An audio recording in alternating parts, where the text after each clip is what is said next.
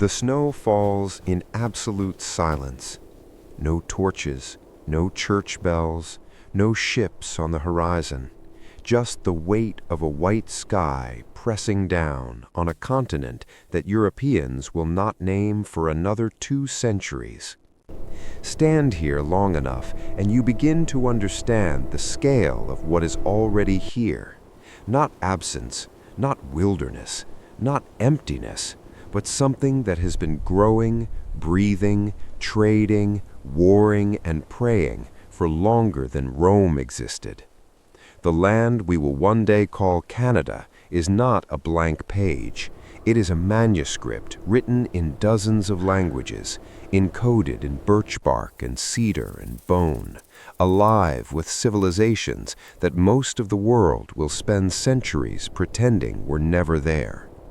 This is their story, and it begins long before anyone thought to record it.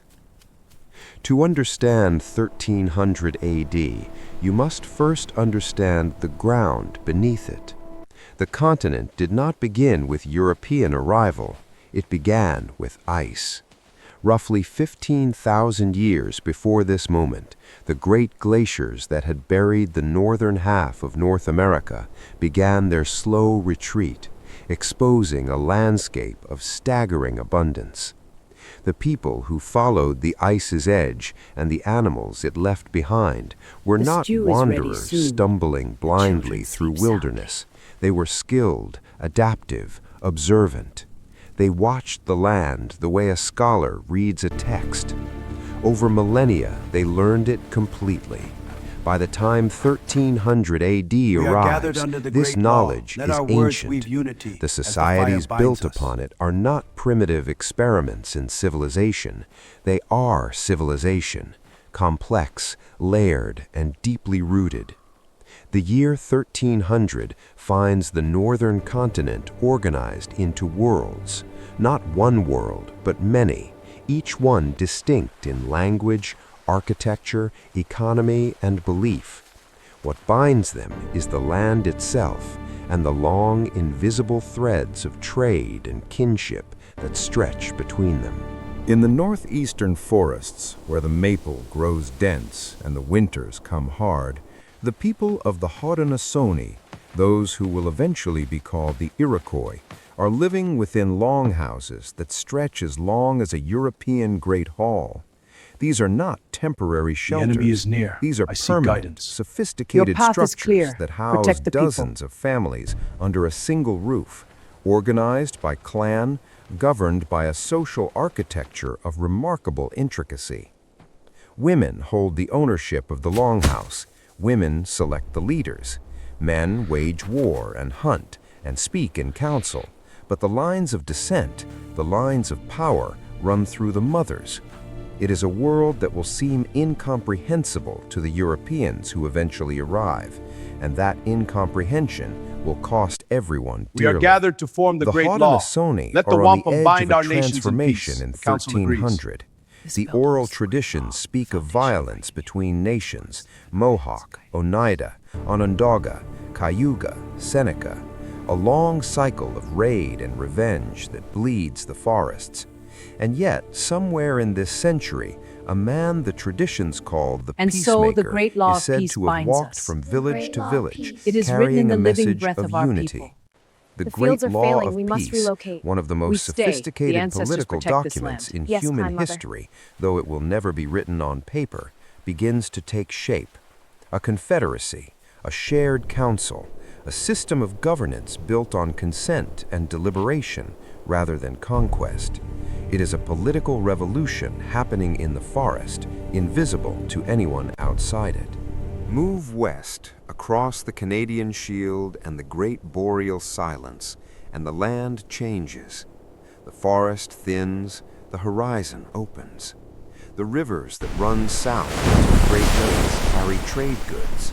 Copper from the northern shores of Lake Superior, hammered into ornaments and tools, moving through networks that stretch from Hudson Bay to the Gulf of Mexico. This copper is thousands of years old as a trade Current commodity. strong. The Good. people who Southward. move it understand Watch the bend. something about economy and distance These that shells would are not fine. How seem many for this foreign copper to piece? a merchant 3 in strands. It is from medieval afar, but Venice. copper is strong. Agreed. A Value, good trade. scarcity, relationship, reputation. These are the currencies of the interior. Further west, the plains begin. In 1300, the buffalo herds that will later stagger European imaginations are already vast beyond calculation. The peoples of the grasslands have organized their entire existence around this abundance. The hunt is not random, it is engineered. At places like Head Smashed Inn, Cliffskin, what is now southern Alberta, generations of hunters have been driving buffalo off the edge in a coordinated operation requiring scouts, runners, and animal psychology honed over centuries.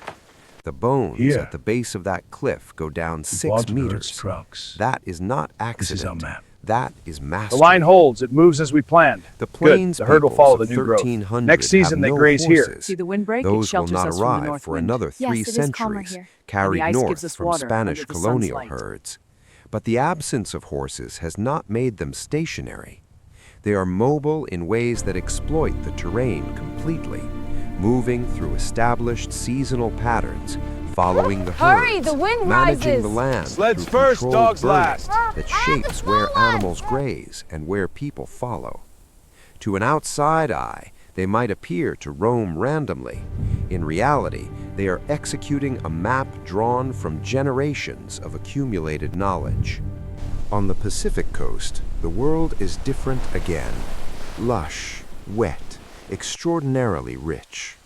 The peoples of what is now British Columbia live in a world of such biological abundance that they have had the surplus and the time to develop some of the most complex artistic and ceremonial cultures on Earth. The cedar is the spine of their civilization. From it, they carve ocean-going canoes capable of hunting whales in open water. From it, they build plank houses that shelter hundreds. From it, they raise the towering carved poles that encode genealogy and myth and cosmology in a visual language that takes years to learn to read. The potlatch, the ceremonial feast in which wealth is given away rather than hoarded, is already ancient. To the by Wolf Clan of the Northern 1300. guests, this blanket It for is your a enduring system alliance. that And to confounds Eagle. every European economic intuition. This copper holds the wealth of our Prestige people. It is earned the heart not of by our potlatch. accumulation, Its presence but alone by speaks of our distribution. generosity. The chief who gives the most commands the most respect. It is not irrational. It is a brilliantly evolved mechanism for redistributing resources in a society without written law, binding communities together through obligation and reciprocity. It works. For thousands of years, it works. At the northern edge of the continent, in the Arctic, history is in violent motion. For thousands of years, the ancient Dorset people had lived at the top of the world, a culture adapted to a landscape so extreme it seems uninhabitable. They had no dogs. They dragged their own sleds. From the Pacific They coast, hunted the land winged gives way to seal, the Arctic breathing tundra, holes to the sea with ice and the patience that extremes. bordered on meditation. And then, The sky sometime spirits around dance 1000 AD, something arrived from the west. The Thule people, ancestors of today's Inuit, moved east from Alaska with extraordinary speed, carrying dog sleds, large skin boats, and a sophisticated toolkit developed for open water hunting of bowhead whales. They were not merely more efficient than the Dorset, they operated on a different technological register entirely. By 1300, the Thule expansion is near complete. The Dorset people are vanishing, absorbed, displaced, or simply outcompeted for resources as the climate shifts and the sea ice patterns change. The Thule have won the Arctic, and now they begin to build the culture that will endure to the present. It is the Thule who have recently encountered the Norse settlements on Greenland and in the place the sagas call Vinland. The contact is fractious. The Norse call them skraelings, a word that drips with contempt. But it is the Thule whose descendants will still be there when the Norse colonies fail and disappear. The memory of the pale strangers with their metal blades persists in Inuit oral tradition Good for metal, centuries. not enough. Proof We of offer these contact furs. that the We need Western more. world will The spend pale a long strangers time came in wooden ships with refusing metal to blades. believe. They built strange By houses, but could not 1300, read the ice. the medieval warm harbor is period that closing, had ships swelled come Europe's less often, harvests colonies and failing. burst its cities past their walls is ending. The cold The shifts the climate herds. is This shifting, won't hold. cooling, Trails were empty. We tightening. searched far. In We the share what northern we have. latitudes, The sun's the low effects angle are warms felt this side. earliest and See the hardest. shelter, the racks, they're fresh. Growing seasons Game shorten. nearby. We adapt, the we game survive. patterns shift. The Norse colony in Greenland, already strained, begins its long, slow This collapse. winter is harder. For the peoples of the subarctic longhouses interior, will see the us cooling means harder winters and These more gifts desperate sustain us hunts. through hardship. But civilizations with do not gratitude. simply end because the weather changes. They adapt, migrate, consolidate, transform. The societies path of of peace is long, 1300 but our have roots are deep. survived ice ages. They have outlasted every empire that Europe will eventually claim as foundational. Their roots go down further than any European cathedral. What great will law happen guides us to to these consensus. worlds in the We coming are agreed. centuries The is decision not a stands. mystery. The ships will come. The diseases will come. Smallpox, measles, influenza, tearing through populations that have no immunity, killing 9 in 10 in some nations before a single European soldier fires a single shot. The land will be mapped, named, divided, claimed. The longhouses will burn. The potlatches The fire is will be bright. outlawed. The law is alive. The knowledge belt at our center encoded binds in us. 100 Let the morning light guide us. languages will be treated as superstition. But that is not this moment. In 1300, the continent breathes freely. The Haudenosaunee councils debate in the longhouses. The copper moves through the forest trade routes. The stew is The almost whale ready. hunters of the Smells good, Mother. Pacific Can I push have out more? into In a open moment, little one. water. The Thule build their sod houses against the Arctic wind.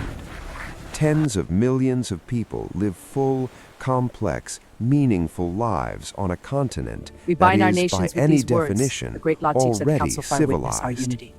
History has a Find habit furs from the of cold lands beginning for your its shells. You have stories dried at meat the and grain. moment Show your of way. Our salt arrival. pottery already? Let The us trade. ship on the horizon, the sailor who steps ashore, the flag planted in foreign soil. But arrival is never a beginning. It is an interruption. And hunt what was it good. interrupted We have here enough for the winter. was Yes, already full day. ancient. Now, we rest. The continent does not need to be discovered. It knows exactly where it is.